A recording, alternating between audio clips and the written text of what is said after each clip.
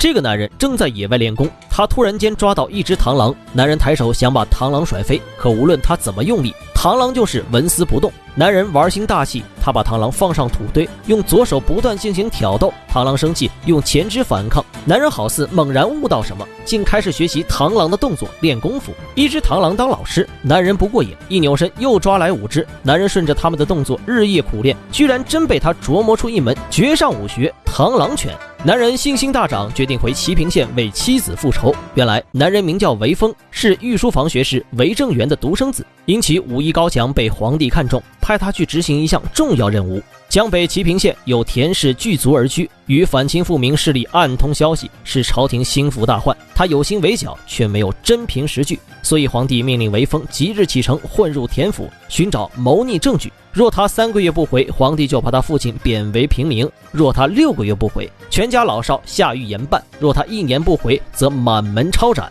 韦峰只能奉命。他刚进齐平县，好巧不巧就见到田家大小姐芝芝正在赶走自己的教书先生。韦峰心生一计，在田府门口把2人全部贬低一顿。芝芝刁蛮任性，瞧见有人敢对自己不敬，立马要招他为自己的第19任教书先生，到时候再好好整治。田家家主田老武艺高强，在江湖上有着赫赫名威，他最是宠爱孙女芝芝。由于以前的教书先生都是老头，他也乐于让一个同龄人尝试教孙女，看看效果。但他告诉韦峰，在这个偌大的田府，除了书房跟后院，韦峰哪里都不能去。芝芝带韦峰去书房，在半路就想整他一顿，但韦峰暗藏武功，没让自己跌到水里。韦峰也不在意，只要能混进田府，总归是好的。但在其位谋其政，自己既然当了教书先生，就得把芝芝教好。芝芝刁蛮惯了，念书的时候毫不认真，时不时还要出去打套拳。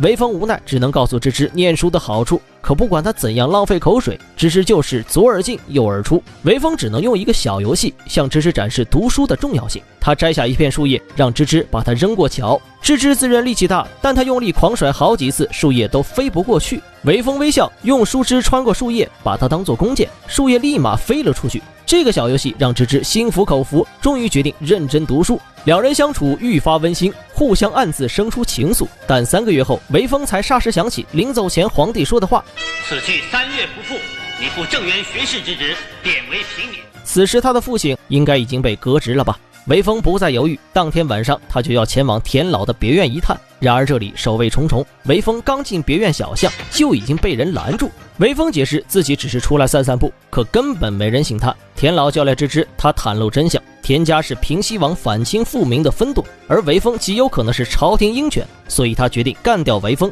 芝芝惊慌，但无论他怎么替韦峰辩解，都无事于补。芝芝咬牙，只能撒谎说韦峰已经是自己丈夫，如果真的要杀他，就连自己一起杀掉好了。田老太过宠爱孙女，他因此改变主意，同意芝芝的意见，但韦峰必须入赘田家当女婿，而且今生今世不得离开田家半步。韦峰避无可避，为了活命，他必须答应这个要求。又是3个月过去，韦峰的家人已经全部入狱，韦峰只能再度采取行动。如今的他在田府活动的空间越来越大，他偷看到田老跟人交流的信件，趁他不在房间的时候偷偷拿走。为了把信件带回京城，韦峰主动跟田老商量，自己离家已经半年，父母却不知道他已婚的事情，所以他想带芝芝回去见父母拜祖先。田老面无表情，声称只要韦峰明天拜过5祖就可以离开。韦峰跟芝芝宣布好消息，芝芝神色顿时大变，泪水也从眼眶流出。自己爷爷口中的拜5祖，不是拜访5位祖先，而是要他去过田府的5个关卡，而历来只要闯过这5关的人就没有一个活口。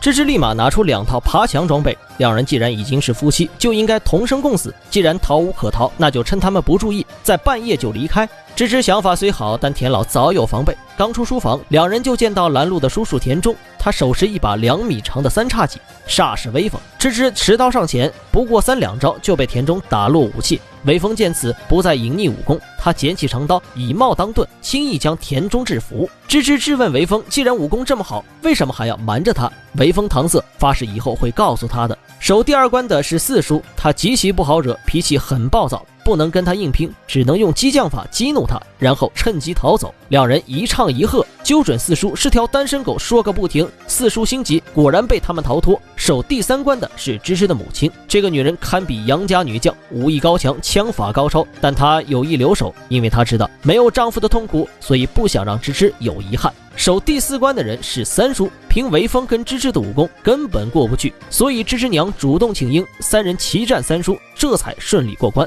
守最后一关的是田老本人，他当初在江湖扬名，凭借的就是一手形影相随的功夫，凡是被他黏住的人最终都会被活活缠死。3人自觉没有胜算，干脆放下武器，准备以礼服人。田老手持烟杆，面无表情，他强行逼迫2人佩戴武器，他从不杀手无寸铁之人。眼看韦峰就要被活活打死，芝芝主动挡在韦峰面前，受了重伤。尽管如此，芝芝还是跟他母亲一人抱住田老一条腿，田老一个心急，竟把最疼爱的孙女给直接打死。就在这个空隙，韦峰趁机逃了出去。他本可以就此回京复命，可妻子被杀，不报此仇非好汉。韦峰开始来到野外练功夫，这才有他开头自创螳螂拳那一幕。韦峰再度回府，这一次他要光明正大挑战5关。面对田中的3叉戟，他掏出一根长棍，螳螂拳中也有持棍的手法，他的棍子就像沾了强力胶水，死死贴紧3叉戟，不给对方任何反制机会。面对三叔的关公刀，他又拿起3节棍，把三叔引去小巷战斗。关公刀在小巷威力施展不开，三叔实力大减，又被打败。面对四叔的双刀，韦峰也拿了2把宽刃，他利用四叔焦躁的性子，把他引去一片树林，10几厘米长的春笋被他当成陷阱，四叔处处受制，也被结果性命。芝芝的母亲已经被囚禁，他接下来将直接面对田老。大战一触即发，田老的形影相随乃是一门贴身功夫，韦峰的螳螂拳也是贴身功夫，两人面门相近，同时开始极致攻击与极致防守，只要谁先一步失误，就会直接没命。田老左手捻，韦峰右手打，韦峰右手捻，田老左手打，上盘功夫不分高下，田老转用下盘，此举正合韦峰所意。螳螂拳的精髓不是跟别人硬刚，而是正迎侧击，手脚并用。田老集中精力放到下盘，上盘必然就没有防守能力。韦峰抓住漏洞将其击倒，一连数拳招呼双腿。田老还想起身反抗，但他下盘严重受创，哪里还是韦峰对手，只得饮恨而死。韦峰回归京城，皇帝大喜，赏他父子2杯御酒。不曾想韦峰父亲却偷偷在酒里下药，父子俩喝完毒酒，他终于露出真面目。韦家处处清正，为的是伺机而起，反清复明。可他这个逆子却去屠杀大明志士，有此逆子，唯有一死以谢天下。说完，毒效上头，一死了之。唯有韦峰最凄惨，他刚开始被皇帝逼着做任务，为的是保全家人性命，为了完成任务，自己连妻子都害死了。然后回京后被父亲告知自己跟妻子是一边的，这还没完，父亲说他是个逆子，可却从没告诉他自家身份。全剧最悲惨人物舍他其谁。